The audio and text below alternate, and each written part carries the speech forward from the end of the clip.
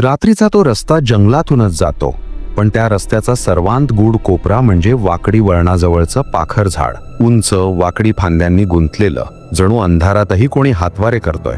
गावात प्रत्येकाला माहित आहे की त्या झाडाखाली थांबायचं नाही. गाडी असो वा पायी चालणारा, त्या सावलीखाली पाऊस आला तरी छत्र्या उघडत नाहीत, कारण म्हणतात तिथे कोणीतरी अजूनही वाट बघतोय. कोणी हा प्रश्न विचारलास तर गावकऱ्यांचे चेहरे एकाच वेळी गप्प आणि धडधडीत होतात. झाड आहे ना, झाड, ते याच धीरगंभीर टोनमध्ये उत्तर देतात. पण सावल्यांच्या काळेशार सहाय्यानं मी एक रात्री सायकल घेतली आणि तो रस्ता पकडला.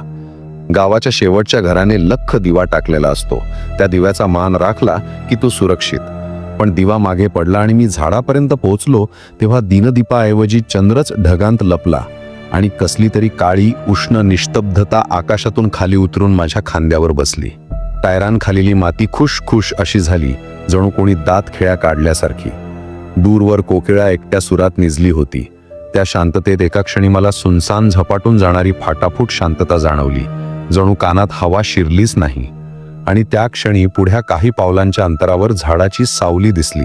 साधं सावलीचं रूप नाही, काळ्या कॅनव्हासला वेडे वाकडे तुटलेले हात आकार काढत असावेत तशी सुमार आकारांची जाळी. त्या सावलीचा आकार रस्त्याच्या मध्ये आडवा होता. मी सायकल मोडून उजवीकडे वळवली तरी सावलीनं पाय धरल्यासारखं वाटलं, जणू मला खेचूनच घेईन. नकळत मी पेडल्स थांबवल्या. माझे टायर मिट्ट थांबले.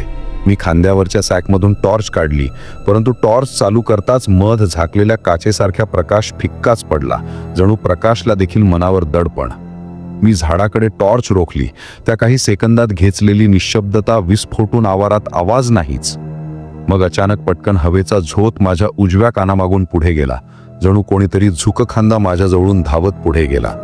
मी भीतीने मागे वळलो. अंधार, रस्ता, पानांच्या वरखालच्या तुरा आणि काहीही नाही. पण टायरांसमोर जमीन जरा ओलसर दिसली, अगदी ताजी चिखलाची चापट उठल्यासारखी. मी आठवला आज पाऊस तर नव्हता आणि तरी जमिनीवर ओलसर खुणा. थंड काटे अंगावर आले. झाडाच्या सावलीखालचा रस्ता अंधुक झिलईने चमकत होता. मी सायकल तिथेच ठेवून 2 पावलांनी झाडाजवळ गेलो. हवेत दडपण वाढलं. पानांची हलती फुसफुस शांततेवर छिद्र पाडत होती. माझ्या पायाखालील माती जरा नरम. मी घुटमळलो.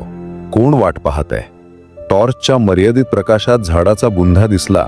जाड जळक्या ओभडधोबड जटा त्याच्या कुशीत लपलेल्या. बुंध्याच्या उजव्या बाजूला मला जणू काहीतरी अक्षर कोरल्याचा समपरिणाम दिसला. मी जवळ जाऊन बोट फिरवलं तेव्हा भांगेच्या 300-500 किंचित तुकड्यांनी गंधे जुळत जाळं दिल्यासारखा वास आला, ज्यात जुना धूर, जुने हात आणि कोणाच्या तरी तळहाताचा शरम मिसळलेला. अक्षर नाही, एकच रेघ, मग तोडलेला घुमटा, जणू नाव सुरू करून अर्ध्यावर थांबलं. जसजसा प्रकाश कोळपला तसतसे त्या अक्षरावरचे खवले ओघळल्यासारखे उतरले. अक्षर नाहीसं झाल्यासारखं झालं. मी पुन्हा टॉर्च खाली टाकली. आता पहिल्यांदा सक्तीनं गाव बाबतीनं सांगितलेली भानगड आठवली. या झाडाखाली एकेकाळी कोणी वाट पाहत होतं. कोणाची? प्रेमाच्या, हप्त्याच्या, बघेवरच्या कार्यकलापांचा. पण वाट पाहत असताना त्या व्यक्तीचं काय झालं ही कथा वादळी आहे म्हणे. कधी तो मुलगा होता, कधी एखादी वधू, कधी पकड गेलेला सैनिक. कथा तितकीच कच्ची, पण एक सत्य राहिलं, त्याने नाव दिलंच नाही, म्हणूनच तो अजून इथे आहे. नाव नसलेल्या सगळ्यांचे भूत इथे जुळले का? माझी मनस्थिती हेच विचार करत होती. तेवढ्यात अचानक जोरात कुचूक अशी साखा तुटली आणि मी तेवढ्याच वेगाने मागे वळलो. काहीच नाही. पण त्या सेकंदात अजून एक आवाज. कुठे वरच्या फांदीतून पानांची कुरकुर झाली आणि शांतता अधिकच घट्ट झाली. मी अपेक्षेने वर पाहिलं.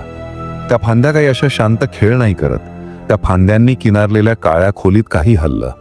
काहीतरी हलकं पांढरट धुके वा कपडा. मला विश्वास नाही बसला तरी प्रज्ञांकपर्यंत हल्लं चित्र. टॉर्चवर रोखली. प्रकाशाच्या कडेकडा फांद्यांना चाटून खाली घसरले. त्या एका कडेनं मला पांढरं काहीतरी चमकून गायब झाल्याची झलक मिळाली. झलक नक्कीच होती. मला माझ्या श्वासावर शंका घ्यावी लागेल इतपत स्पष्ट. अचानक थंड हवा जास्त थंड झाली. जणू माझ्या छातीवर कोणाचं तरी थंड पदर ठेवला. थंड, ओलसर आणि खिन्न. मी पुढे 2 पावले पुढे आलो. उताना रात्रीचं काळं आकाश असेच आता अंगावर होतं. आणि मग जोरात पण फारच सूक्ष्म असा स्वर कानात. कधी येशील क? शब्द नाहीत, अस्पष्ट पण प्रश्नासारखा ताण. माझ्या अंगावरलं रक्त एक क्षण जणू घट्ट पोटात ओढलं गेलं. त्या आभासाला प्रतिसाद देणं एक भीतीनं मी मागे सरकलो. 2 पावलांचे ठसे मी मागे घेतले, पण मातीवर अजून 2 ठसे उमटले. समोरून माझ्याकडे येणारे. टॉर्च खाली मारली. माझे बूट तर ठीक दिसलेच, पण त्या समोरच्या ठशांची मर्यादा फक्त पावण्यात, इतर भाग धुसर. पावण्याचं माप लहान, अगदी पोरांच्या पावलांसारखी. पोरं रात्री इथे नाही, मग काय? मला आठवलं, कथा आहे की वराड थांबवायला आलेला बालगोपाल रस्ता ओलांडत गेला आणि गायब झाला. मी त्या ठशांवर उकडत पुढे वाटलो. पावले आणखी 2 पावले पुढे सरकली. त्या झाडाच्या बुंध्याशी विलीन झाली. जणू खोलीतून बाहेर आला आणि अंतरातून तिथेच विरलला. झाडाला भूत हवं असेल तर तो असा साक्षात्कार हवेचा हात धरून तो आला होता. पण प्रश्न राहिला, तो वाटी कोणाची? माझा श्वास बेताल. तेवढ्यात अचानक टॉर्च जड झाली आणि बॅटरी बंद पडली. अंधार इतका घनदाट की स्वतःची मान हलवली तर हाड घट्ट आवाज करताय की नाही याची खात्री करत बसावं. हवेचा चक्राकार झोत एकदम गरम झाल्यासारखा. त्या तापलेल्या क्षणात मला दूर कुठेतरी स्लितरिंग आवाज, अळू, लाकूड सरकताय तसा, आणि लगेचच हुश-फुश, जणू घट्ट वजन मातीवरून लोटलं गेलं. मी खाली वाकून पाहण्याचा व्यर्थ प्रयत्न केला. अंधार पिवळा होतय की डोळ्यावर रक्त वर चढतंय, बोचत होतं. तेव्हाच कुजबूज, जी नुसती हवेत नव्हे तर माझ्या उजव्या खांद्यावर थंड बोचणारी, इकडेच थांबतोय, कोणीतरी येईल. मी शरीरातलं पुरं थंड ताप काबूत घेत मनात म्हणालो, कोण? आवाज नाही, पण झाडाच्या बुंध्याला अचानक तोच पांढरा झलक पुन्हा डोळ्यांवर आदळला. यावेळी थोडी स्थिर, जणू शर्टचा तुकडा काळ्या दबलेल्या प्रकाशात कापसासारखा तरंगतोय. त्यात मान खांदे दिसले नाहीत, पण पांढरट लुगडा डोलतोय का की धुके? जणू प्रश्नचिन्ह रंगवण्यात येत आहे त्या पांढऱ्या चमकत्या ब्रशने. माझे पाय ठाम नाही राहिले. मागे फिर, धडाधड सायकलकडे, पण सायकल जिथे ठेवली तिथे नाही. मी अंधुक चंद्रप्रकाशात पाहिलं, सायकल 2 गज आधीच मुळू उतरल्यासारखी आडवी पडलेली. माझी धडपड सुरू झाली. सायकल उचलण्यासाठी वाकलो तेव्हा पुन्हा माझ्या मानेवर फुंकर थंडीची. थांब, हा एक स्पष्ट शब्द, अल्सर स्वर, जणू पानांचा सुस्कारा. मी सरळ पळ काढला तर पाय ओलसर मातीत घुसले. माती अख्खी जमिनी सकट चिवट झाल्यासारखी, जणू पाय बांधत होती. झाडाकडून टीन टीन असा आवाज, जणू धातू फांदीवर आपटतोय.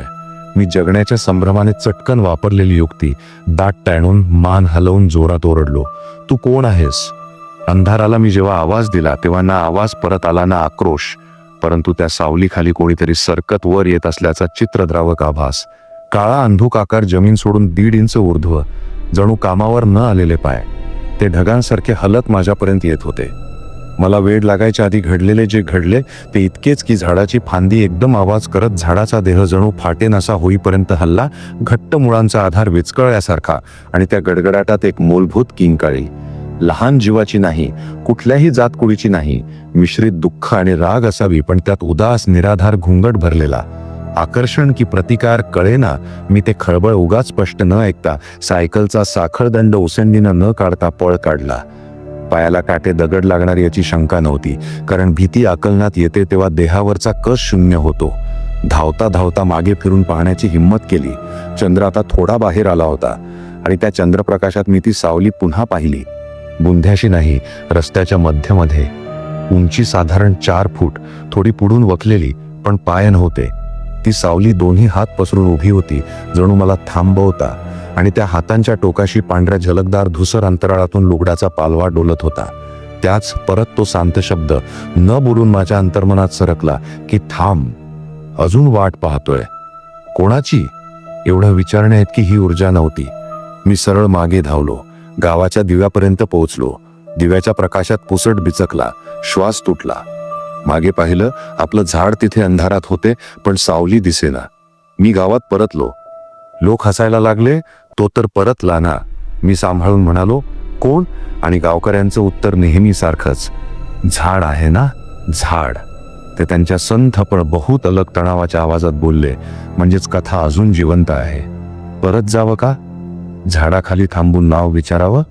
पण नाव विचारल्याने नाव मिळेलच याची शाश्वती नाही, आणि नाव नसल्यानेच त्या सावलीला अजून वाट पाहायचं काम आहे. म्हणूनच त्या झाडाखाली आजही कोणी थांबत नाही. मला कधी कधी वाटतं, शेवटच्या क्षणी जर मी थांबलो असतो तर कदाचित त्या सावलीने मला नाव सांगितलं असतं, किंवा माझं नाव तिनं घेतलं असतं. पण जोपर्यंत नाव अनाम राहतो, झाडाखाली कोणीतरी अजूनही थांबत राहणार, आणि रस्ता दिव्याच्या आधीच संकोचून पळवाट शोधेल. कारण अंधार धडपडतो तिथे नावाचा भार सर्वात हलका, सर्वात तीव्रही. आपण थांबतो का? नाही, कोणी थांबत नाही, कारण तो अजूनही वाट बघतोय. ती सावली, तो आवाज, ते नाव नसलेलं अस्तित्व, झाडाच्या फांद्यात गुंतलेलं, जिथून निवरलेलं पानही भीतीने जमिनीत पडताना वाऱ्याला सोबत पाहतो. पठाराच्या साध्या रस्त्यांवरही पाला बोबडी वासणारा शांत. आणि मी पुन्हा तिथे जाण्याची हिंमत अजून रविवारीही ठरवत नाही. शुक्रवार शनिवार रात्री तर कल्पनेचीही मजल थांबते, पण कधीतरी जाणार. कदाचित त्या झाडाखाली थांबून नाव विचारणार आणि वाऱ्याने उत्तर ऐकू येईल, थांब, मला नाव दे. तेव्हा कदाचित नुसतं एक नाव ठेवलं तर झाडाचं सावलीप्रमाणे नाट्य संपेल. कोण जाणे. आत्तासाठी एवढेच, त्या झाडाखाली कोणी थांबत नाही, कारण तिथे कोणीतरी अजूनही वाट बघतोय. आणि जेव्हा कोणीतरी थांबेल, परत येईल, तेव्हा हा रस्ता नव्या कथा काढेल. पण माझ्यासाठी ते झाड फक्त एक सावली नाही, ती वाट न संपणारी प्रतीक्षा आहे, जिचं नाव अजून निर्माण व्हायचंय.